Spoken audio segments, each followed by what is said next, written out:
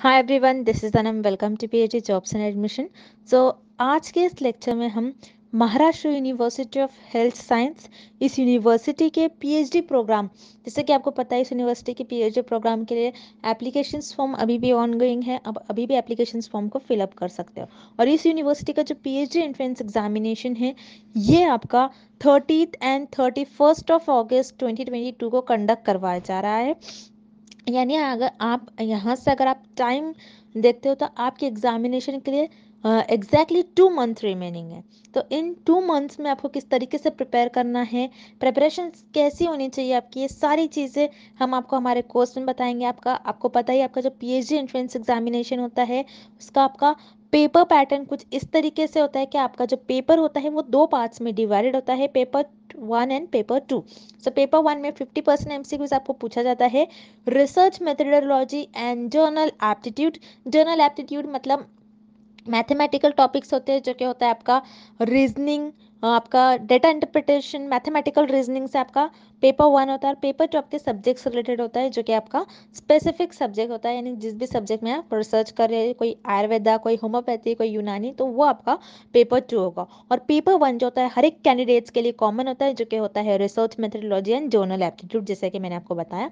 तो research methodology आपका बहुत ही इंपॉर्टेंट टॉपिक होता है। आपने पहले इसके बारे में इतना अपने स्टडी नहीं करी होती है, तो research methodology is new for all candidates. और पहला पेपर जो होता है आपका, यानी पेपर 1 जो होता है research methodology and journal aptitude, ये हर एक कैंडिडेट्स के लिए कॉमन होता है। सो मैं आपको बता दूं, हम रिसर्च मेथडोलॉजी के लिए लेक्चर सीरीज स्टार्ट कर रहे हैं। सो आज का हमारा फर्स्ट लेक्चर है जिसमें हम मीनिंग ऑफ रिसर्च, इस टॉपिक पर कुछ इंपॉर्टेंट एमसीक्यूज हम डिस्कस करेंगे। यानी रिसर्च से रिलेटेड कुछ डेफिनेशंस और कुछ साइंटिफिक जो डेफिनेशंस होती है, एग्जाम में इस टॉपिक से आपको कंपलसरी एक क्वेश्चन पूछा जाता है। तो आपको इस वीडियो को अच्छी तरीके से देख लेना है। और जैसे कि मैंने आपको बताया, research methodology and journal aptitude ये आपके पेपर 1 होता है। यानी आपका जो पेपर होता है 2 पार्ट्स में डिवाइडेड होता है, पेपर 1 एंड पेपर 2। और जो पेपर 1 होता है ये research methodology and journal aptitude पर बेस्ड होता है।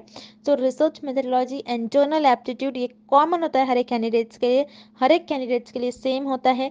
जिसमें यहाँ पर हम आपको वीडियो लेक्चर्स प्रोवाइड करते हैं, नोट्स, मॉक टेस्ट और प्रैक्टिस एमसीक्यूज पीडीएफ। तो इस तरीके से आपको सारा कंटेंट एक ही जगह पर देखने मिलेगा। और ये जो कंटेंट है ये हम आपको 3 लैंग्वेजेस में प्रोवाइड करते हैं, हिंदी, इंग्लिश एंड मराठी।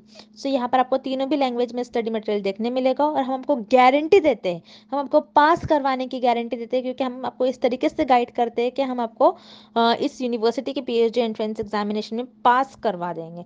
तो याद रखना है, अगर आपको पास होना है इस यूनिवर्सिटी के पीएचडी एंट्रेंस एग्जामिनेशन में, इस यूनिवर्सिटी के पीएचडी एंट्रेंस एग्जामिनेशन का आपको क्वालिफाई करना है, तो दिए गए स्क्रीन पर आपको जो नंबर नजर आ रहा है उस नंबर पर व्हाट्सएप के थ्रू हमें कांटेक्ट करना है। याद रखना है, व्हाट्सएप के थ्रू हमें कांटेक्ट करना है, नॉर्मल कॉल इस नंबर पर नहीं लगेगा, आपको व्हाट्सएप के थ्रू हमें कांटेक्ट करना है। और आप हमारे ऐप के थ्रू भी स्टडी मटेरियल को एक्सेस कर सकते हैं। सो ऐप को एक्सेस करने के लिंक मैंने आपके साथ description box as well as comment section में भी शेयर कर रखा है। So that's it and let's begin with the video.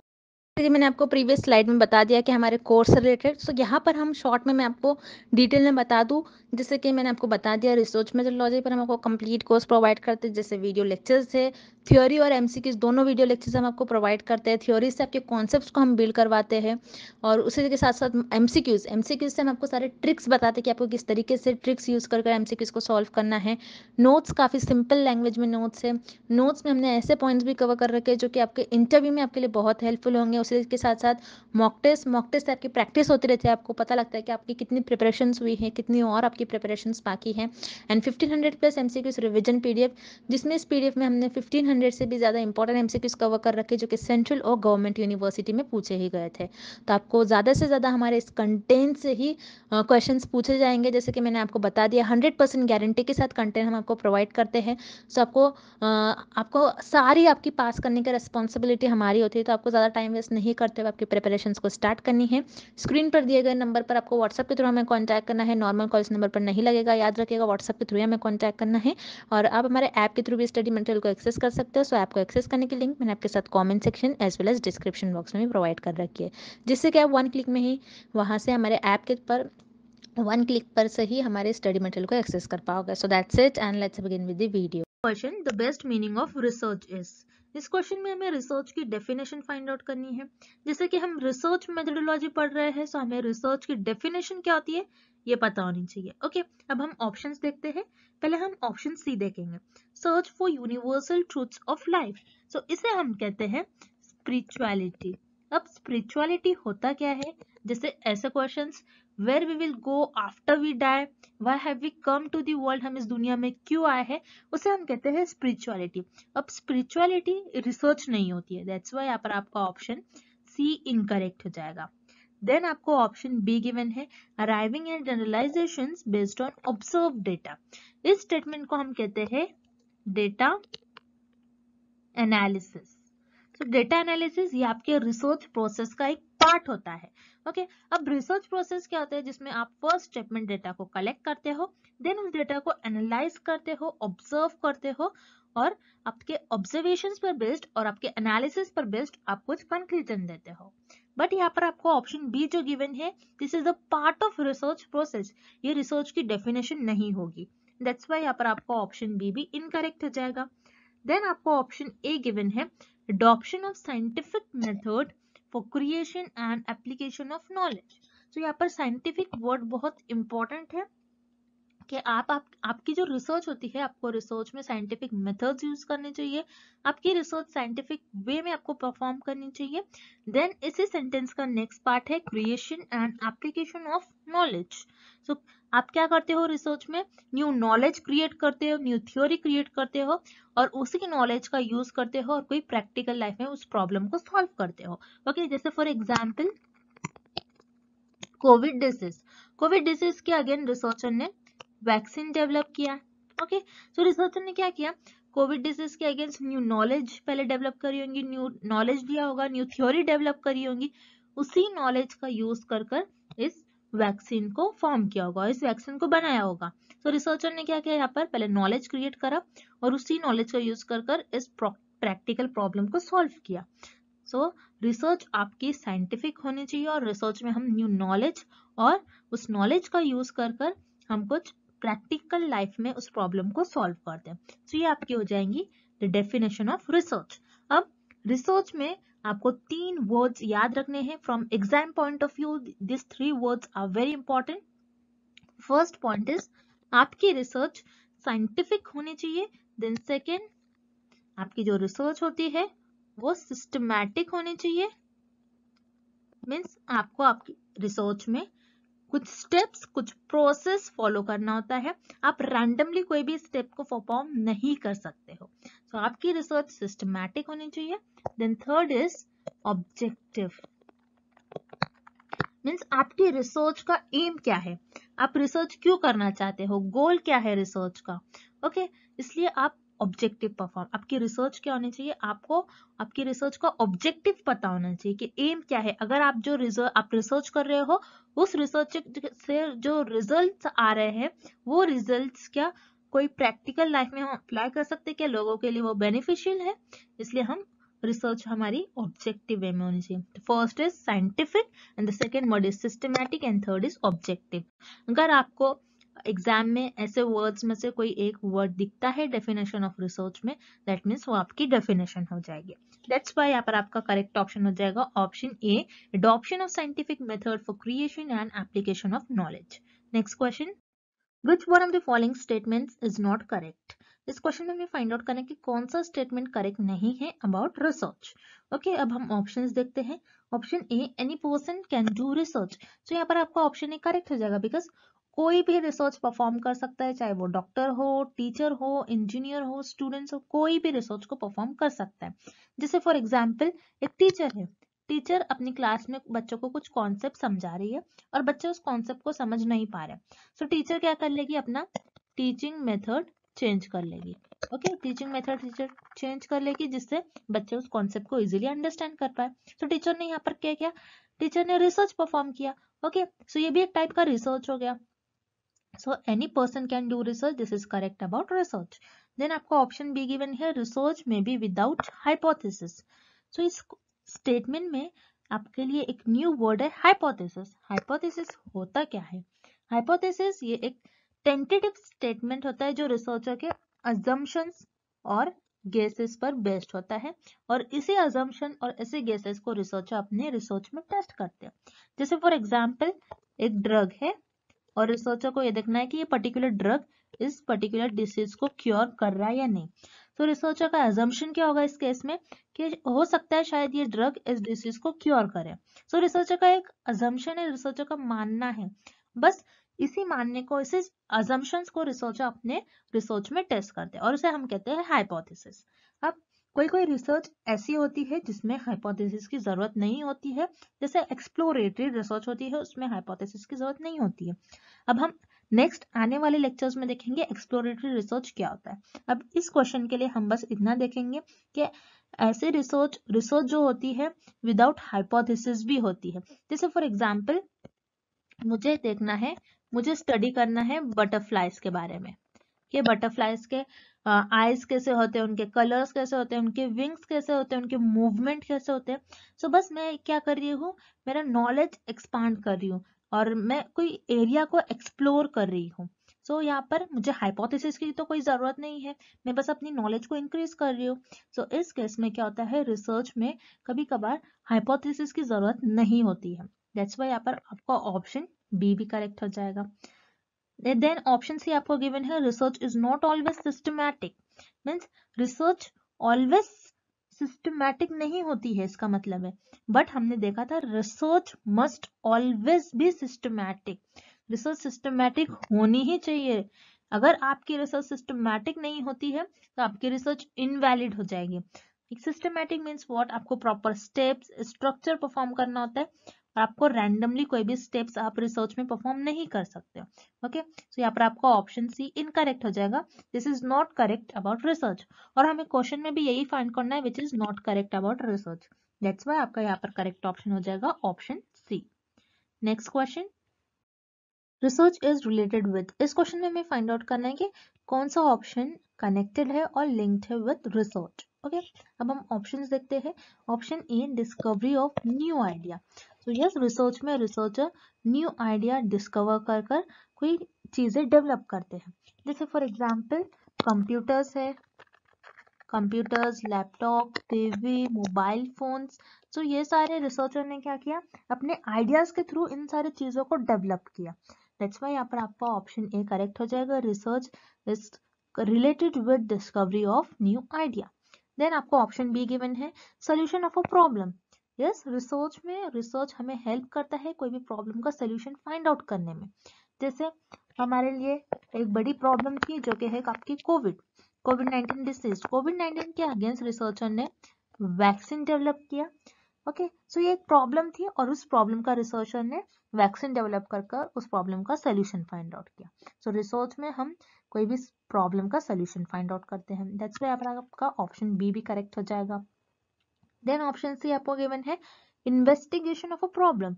Yes, यहाँ पर आपका ऑप्शन सी भी करेक्ट हो जाएगा, बिकॉज रिसर्च में हम कोई भी प्रॉब्लम को इन्वेस्टिगेट करते हैं, मीन्स उस प्रॉब्लम को एग्जामिन करते हैं, उस प्रॉब्लम को और डीप में जानते हैं। ओके, सो यहाँ पर आपका ऑप्शन सी भी करेक्ट हो जाएगा। So here correct option is option D, all the above, because आपका ऑप्शन ए, बी और सी तीनों भी ऑप्शन करेक्ट है। Moving on to the next question, what is the purpose of doing research. इस question में हमें find out करना है कि हम रिसर्च क्यों करते हैं, हमारा एम क्या होता है रिसर्च को परफॉर्म करने का। ओके, सो हम रिसर्च इसीलिए परफॉर्म करते हैं ताकि हम कोई प्रॉब्लम को आइडेंटिफाई कर सकें। अब यहाँ पर आपका ऑप्शन ए करेक्ट हो जाएगा, टू आइडेंटिफाइंग द प्रॉब्लम। अब रिसर्च में प्रॉब्लम को आइडेंटिफाई कैसे करते हैं कि एग्जाम्पल के थ्रू हम समझते हैं। मान लीजिए कोई पर्सन है और वो पर्सन सिक है, वो पर्सन बीमार है, उस पर्सन को कोई डिसीज हुई है। तो ये डिसीज जो हुई इस पर्सन को, ये एक न्यू डिसीज है। तो रिसर्चर क्या करेंगे या फिर डॉक्टर क्या करेंगे, उस डिसीज को पहले आइडेंटिफाई करेंगे कि वो डिसीज है क्या। देन आपको ऑप्शन बी गिवन है, to find the solution. Yes, यहाँ पर आपका ऑप्शन बी भी करेक्ट है, क्योंकि रिसर्च इसीलिए की जाती है कि कोई प्रॉब्लम का सोल्यूशन फाइंड आउट कर सके। जैसे यहाँ पर आपने देखा एक पर्सन था और उस पर्सन को कोई डिसीज हुई है और वो डिसीज न्यू है, तो रिसर्चर उस डिसीज को पहले आइडेंटिफाई करेंगे। अब डिसीज को आइडेंटिफाई करने के बाद उसी डिसीज के अगेंस्ट रिसर्चर ड्रग डेवलप करेंगे और यू कैन से डॉक्टर्स उस डिसीज के अगेंस्ट ड्रग या फिर कुछ ट्रीटमेंट देंगे। तो यहाँ पर रिसर्चर ने और यू कैन से डॉक्टर्स ने क्या किया, इस प्रॉब्लम का सोल्यूशन फाइंड आउट किया। दैट्स वाई हमारे रिसर्च का एम और पर्पस यही होता है कि कोई प्रॉब्लम का सोल्यूशन फाइंड आउट करे और कोई प्रॉब्लम को आइडेंटिफाई करे। दैट्स वाई यहाँ पर आपका करेक्ट ऑप्शन हो जाएगा option C, both A and B are the purpose of doing research. अब हम नेक्स्ट क्वेश्चन देखते हैं, व्हाट इज रिसर्च। इस क्वेश्चन में हमें रिसर्च की डेफिनेशन फाइंड आउट करनी है। सो अब हम ऑप्शन ए देखते हैं, searching again and again. Searching again and again ये रिसर्च तो होता है, but this is not the proper definition of research. Because अगर मैं ऐसा बोल रही हूँ कि एक बुक है और उस बुक को मैं डेली रीड कर रही हूँ, सो वो रिसर्च तो नहीं कहलाएंगी, क्योंकि मैं बुक को तो डेली रीड करते जा रही हूँ लेकिन मैं कोई new theory, new concept, new ideas develop नहीं कर रही हूँ। दैट्स वाई यहाँ पर आपका ऑप्शन ए इनकरेक्ट हो जाएगा, ये आपका रिसर्च की डेफिनेशन नहीं होगी। देन ऑप्शन भी आपको गिवन है, collection of information. Collection of information ये भी आपकी रिसर्च नहीं होगी। दैट्स वाई यहाँ पर आपका ऑप्शन बी भी इनकरेक्ट हो जाएगा। बिकॉज अगर मैं ऐसा कर रही हूँ कि मैं इंटरनेट के थ्रू कुछ इंफॉर्मेशन ले रही हूँ और उस इंफॉर्मेशन को कलेक्ट कर कर रख रही हूँ, तो ये रिसर्च हो गई क्या। मैं कोई पीडीएफ उठा रही हूँ और उस पीडीएफ को अपने पास कलेक्ट करके रख रही हूँ, या फिर कोई इंफॉर्मेशन कोई सोर्सेज से कोई बुक लेकर आ रही हूँ मैं अपने पास रख रही हूँ। कोई इंफॉर्मेशन को अगर मैं कलेक्ट कर रही हूँ तो उसे हम रिसर्च नहीं कहते हैं। दैट्स वाई यहाँ पर आपका ऑप्शन बी इनकरेक्ट हो जाएगा। Then option C, working in a scientific way to search for truth of any problem. So yes, यहाँ पर आपका option B correct, C correct हो जाएगा। क्योंकि देख रहे हो जैसे आप इस सेंटेंस में और इस डेफिनेशन में आपको एक वर्ड आ गया है साइंटिफिक। तो मैंने आपसे जैसा फर्स्ट क्वेश्चन में भी कहा था कि scientific word is very important, कि अगर आप आपकी डेफिनेशन में जब भी साइंटिफिक या फिर ऑब्जेक्टिव या फिर सिस्टमैटिक ये वर्ड्स देखते हो तो वो आपकी रिसर्च की डेफिनेशन हो जाएगी। सो हम रिसर्च को साइंटिफिक वे में परफॉर्म करते हैं, कोई भी प्रॉब्लम को फाइंड करने में, कोई भी प्रॉब्लम का सॉल्यूशंस फाइंड आउट करने में। सो दैट्स व्हाई यहाँ पर आपका ऑप्शन सी करेक्ट हो जाएगा। This is the definition of research, working in a scientific way to search for truth of any problem. Okay, next question, research refers to. इस question में हमें find out करना है कि हम किस ऑप्शंस पर रिसर्च परफॉर्म कर सकते हैं। सो यहाँ पर आपको ऑप्शन ए गिवन है, रूटीन एक्टिविटी। रूटीन एक्टिविटी जो आप डेली परफॉर्म करते हो उसे हम कहते हैं रूटीन एक्टिविटी। जैसे आप डेली कॉलेज जा रहे हो, डेली स्कूल जा रहे हो, आप डेली बात ले रहे हो, आप डेली लंच कर रहे हो, आप डेली डिनर कर रहे हो। सो ये रूटीन एक्टिविटी हो गया। रूटीन एक्टिविटी पर आप रिसर्च परफॉर्म नहीं कर सकते हो। दैट्स वाई यहाँ पर आपका ऑप्शन ए इनकरेक्ट हो जाएगा। Then option B, annual activity. Annual activity means what, आप जो ईयरली करते हो या फिर ईयर में एक बार करते हो उसे हम कहते हैं एनुअल एक्टिविटी। एनुअल एक्टिविटी पर भी आप रिसर्च परफॉर्म नहीं कर सकते। दैट्स वाई यहाँ पर आपका ऑप्शन बी भी इनकरेक्ट हो जाएगा। Then option C, occasional activity. Occasional activity means आप जो समटाइम्स करते हो, कभी कभार आप, समटाइम्स और यू कैन से आप कभी कभार करते हो, उसे हम कहते हैं ओकेजनल एक्टिविटी। इस पर भी आप रिसर्च परफॉर्म नहीं कर सकते हो। दैट्स वाई यहाँ पर आपका ऑप्शन सी इनकरेक्ट हो जाएगा। Then option D, fact finding activity. Yes, आप यहाँ पर आपका ऑप्शन डी करेक्ट हो जाएगा, बिकॉज फैक्ट फाइंडिंग एक्टिविटी पर आप रिसर्च परफॉर्म कर सकते हो। अब फैक्ट्स क्या होते हैं, जैसे ऐसे टाइप के question, why sky is blue, sky blue क्यों है, why earth is round, earth round क्यों है। तो ये जो फैक्ट फाइंडिंग क्वेश्चंस है, फैक्ट फाइंडिंग एक्टिविटीज है, इन पर हम रिसर्च परफॉर्म कर सकते हैं ये देखने के लिए कि सच में अर्थ राउंड है या सच में स्काई ब्लू है। सो ये आपके फैक्ट्स हो गए। सो हम फैक्ट फाइंडिंग एक्टिविटीज पर रिसर्च परफॉर्म कर सकते हैं। दैट्स वाई यहाँ पर आपका करेक्ट ऑप्शन हो जाएगा ऑप्शन डी। नेक्स्ट क्वेश्चन देखते हैं अब हम, how would you define the research process. इस क्वेश्चन में हमें रिसर्च प्रोसेस की डेफिनेशन फाइंड आउट करनी है। सो अब हम ऑप्शंस देखते हैं। Option A, a method of collecting research data. So statement को हम कहते हैं डेटा कलेक्शन। सो डेटा कलेक्शन ये आपके रिसर्च प्रोसेस में एक स्टेप होता है जहां पर आप डेटा को कलेक्ट करते हो। सो ये आपकी रिसर्च प्रोसेस की डेफिनेशन नहीं होगी, this is the part of research process. That's why यहाँ पर आपका ऑप्शन ए इनकरेक्ट हो जाएगा। देन हम ऑप्शन सी देखेंगे, a method of presenting research results. तो रिसर्च रिजल्ट्स आप कब प्रेजेंट करते हो, रिसर्च प्रोसेस के लास्ट स्टेप में। This is the last step of research process, और ये भी आपके रिसर्च प्रोसेस का एक पार्ट होती है, ये आपके रिसर्च प्रोसेस की डेफिनेशन नहीं होंगी। दैट्स वाई यहाँ पर आपका ऑप्शन सी भी इनकरेक्ट हो जाएगा। Then option B, the stages और steps the researcher follows in carrying out the research project. तो यहाँ पर आपका ऑप्शन बी करेक्ट हो जाएगा और this is the definition of research process. तो रिसर्च प्रोसेस की डेफिनेशन ये होती है जिसमें आप कुछ स्टेप्स परफॉर्म करते हो और उन स्टेप्स को परफॉर्म कर आप आपके रिसर्च का कुछ रिजल्ट्स फाइंड आउट करते हो और रिसर्च को आगे बढ़ाते हो। So this is the correct definition of research process. अब रिसर्च प्रोसेस के कुछ स्टेप्स ऐसे होते हैं कि फर्स्ट स्टेप में आप प्रॉब्लम को डिफाइन करते हो, देन नेक्स्ट स्टेप में आप डेटा कलेक्ट करते हो, देन उस डेटा को एनालाइज करते हो, एनालाइज करने के बाद उस डेटा पर कंक्लूजन्स निकालते हो और कंक्लूजन से रिजल्ट्स निकालते हो। तो हम रिसर्च प्रोसेस की करेक्ट डेफिनेशन बोलेंगे इन सारे स्टेप्स को, जहाँ पे हम स्टेप्स परफॉर्म कर कुछ रिजल्ट फाइंड आउट करते हैं हमारी रिसर्च के, ना कि कोई एक पर्टिकुलर स्टेजेस को हम रिसर्च प्रोसेस कहेंगे। ओके, दैट्स व्हाई यहाँ पर आपका करेक्ट ऑप्शन हो जाएगा ऑप्शन बी, द स्टेजेस और the steps the researcher follows in carrying out research project. Next, what is a pilot study? इस क्वेश्चन में हमें फाइंड आउट करना है कि पायलट स्टडी होती क्या है। सो पायलट स्टडी में पायलट्स एंड एयरप्लेन्स इन्वॉल्व नहीं होते हैं, दैट्स व्हाई यहाँ पर आपका ऑप्शन बी और सी इनकरेक्ट हो जाएगा। Then here option A, a small scale preliminary study. Yes, pilot study वो होती है जो रिसर्चर पहले एक स्मॉल स्केल पर करते हैं, अगर वो स्टडी सक्सेसफुल होती है तो उसे एक लार्ज एरिया पर, एक बड़े एरिया में रिसर्चर लॉन्च करते हैं। जैसे फॉर एग्जाम्पल गवर्नमेंट ने mid day meal program launch करा है। So mid day meal program क्या होता है कि कोई स्मॉल डिस्ट्रिक्ट में गवर्नमेंट कुछ स्कूल्स में बच्चों को खाना प्रोवाइड करते हैं, ये देखने के लिए कि बच्चे स्कूल में आ रहे या फिर नहीं, कि उनका एनरोलमेंट बढ़ रहा है नहीं। सो यहाँ पर गवर्नमेंट ने मिड डे मील प्रोग्राम किया है। सो गवर्नमेंट ने मिड डे मील प्रोग्राम किया तो एक स्मॉल डिस्ट्रिक्ट में ही पहले government mid day meal program launch करेंगे, ये देखने के लिए कि बच्चों का एनरोलमेंट बढ़ रहा है या फिर नहीं। अगर बच्चों का एनरोलमेंट बढ़ रहा है, अगर ये प्रोग्राम सक्सेसफुल होता है, सो गवर्नमेंट क्या करेंगे, इसी प्रोग्राम को हर एक सिटी में लॉन्च करेंगे। सो इसे हम कहते हैं पायलट स्टडी। तो यहाँ पर आपका करेक्ट ऑप्शन हो जाएगा option A, a small scale preliminary study. Okay, next, Which of the following options are the main task of research? इस क्वेश्चन में हमें फाइंड आउट करना है कि रिसर्च के मेन टास्क क्या होते हैं। तो अब हम ऑप्शन देखते हैं। Option A, to learn new things. तो यहाँ पर आपका ऑप्शन ए करेक्ट हो जाएगा, बिकॉज रिसर्च का एम ही होता है कि हम कुछ new theory, new concept, new ideas को डेवलप करें। सो उसके थ्रू हम कुछ ना कुछ न्यू नॉलेज सीखते रहते हैं। सो यहाँ पर आपका ऑप्शन ए करेक्ट हो जाएगा। Then option B, research gives you the latest information.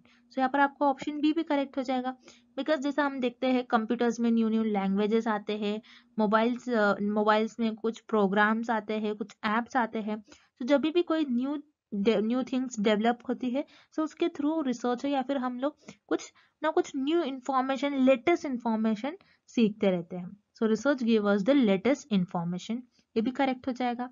Then option C, research helps with solving the problem. तो यहाँ पर आपका ऑप्शन सी भी करेक्ट हो जाएगा, बिकॉज रिसर्च में हम कोई प्रॉब्लम को सॉल्व ही करते हैं। जैसे फॉर एग्जांपल कोई डिसीज है, कोई पर्टिकुलर डिसीज है, कोई न्यू डिसीज है, उस डिसीज के अगेंस्ट रिसर्चर को ड्रग फॉर्म अप करना रहता है या फिर you can say vaccine form करना रहता है। So this is nothing but problem. So research का मेन टास्क यही होता है कि कोई प्रॉब्लम को सॉल्व करे। तो यहाँ पर आपका तीनों भी ऑप्शंस करेक्ट हो जाएंगे, बिकॉज रिसर्च का मेन टास्क होता है कि कुछ ना कुछ न्यू थिंग हम सीखते रहते हैं, कुछ लेटेस्ट इंफॉर्मेशन हम गेन करते रहते हैं और कोई प्रॉब्लम को सॉल्व करते हैं। दैट्स व्हाई यहाँ पर आपका करेक्ट ऑप्शन हो जाएगा option D, all the above. Moving on to the next question, how to जज the depth of any research? इस क्वेश्चन में हमें फाइंड आउट करना है हम किसी भी रिसर्च की इंपॉर्टेंस, किसी भी रिसर्च की डेप्थ को कैसे जज कर सकते हैं। सो यहाँ पर आपको ऑप्शन ए गिवन है, बाय रिसर्च टाइटल। क्या हम किसी भी रिसर्च की टाइटल से उस रिसर्च को जज कर सकते हैं? नहीं, बिकॉज जैसे फॉर एग्जाम्पल मेरे पास एक टाइटल है, स्टडी ऑन वायरसेस। तो इस टाइटल से क्या मैं उस रिसर्च को जज कर सकती हूँ कि वो रिसर्च अच्छी है या फिर नहीं है? No, it's not possible. क्या हम सिर्फ टाइटल को ही देख के किसी भी रिसर्च को जज नहीं कर सकते हैं? देन यहाँ पर आपका ऑप्शन बी गिवन है, बाय रिसर्च ड्यूरेशन। मीन्स उस पर्टिकुलर रिसर्च को कितना टाइम लगा है। किसी रिसर्च को कंप्लीट होने में 2 वीक्स लगते हैं, किसी रिसर्च को कंप्लीट होने में 2 इयर्स लगते हैं, 1 ईयर लगता है, 6 मंथ लगता है। सो हम किसी भी रिसर्च की डेप्थ को उसके ड्यूरेशन के अकॉर्डिंग जज नहीं कर सकते। दैट्स वाई यहाँ पर आपका ऑप्शन बी भी इनकरेक्ट हो जाएगा। देन हम ऑप्शन डी देखते हैं, by total expenditure on research. यहाँ पर आपका ऑप्शन डी भी इनकरेक्ट हो जाएगा, बिकॉज हम किसी भी रिसर्च के डेप्थ को इसलिए नहीं जज कर सकते कि उसमें कितना पैसा खर्च हो गया है, उसमें कितना मनी स्पेंड है। अगर कोई रिसर्च में ज्यादा मनी स्पेंड है दैट मीन्स वो रिसर्च अच्छी है, ऐसा हम नहीं कह सकते हैं। दैट्स वाई यहाँ पर आपको ऑप्शन डी भी इनकरेक्ट हो जाएगा। Then option C, by research objectives. तो यहाँ पर आपका ऑप्शन सी करेक्ट हो जाएगा, बिकॉज हम किसी भी रिसर्च के डेप्थ को जज कर सकते हैं बाय इट्स ऑब्जेक्टिव, के उस रिसर्च का गोल क्या है, उस रिसर्च का गोल क्या है, उस रिसर्च का एम क्या है, वो रिसर्च क्यों की गई है, क्या उस रिसर्च के करने के बाद उस रिसर्च के जो रिजल्ट्स आ रहे हैं वो सोसाइटी के लिए बेनिफिशियल है या नहीं। सो इससे हम रिसर्च की डेप्थ को जज कर सकते हैं। दैट्स वाई यहाँ पर आपका ऑप्शन सी करेक्ट हो जाएगा, bye research objectives. So student, this is all about the meaning of research. I hope the definition of or the meaning of research is clear to everyone, and thank you for watching this video.